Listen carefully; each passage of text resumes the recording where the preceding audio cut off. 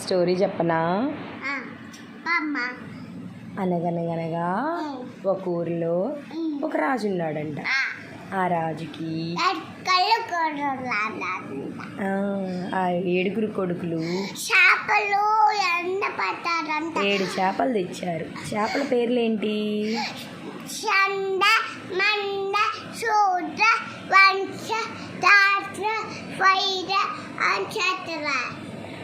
అందులో ఒక చేప ఎండలేదంట. చేప నువ్వు అనుకుంటలేదు. నాకు గడ్డి మోపడ్డం వచ్చింది అన్నదంట. పడ్డం వచ్చిందంట.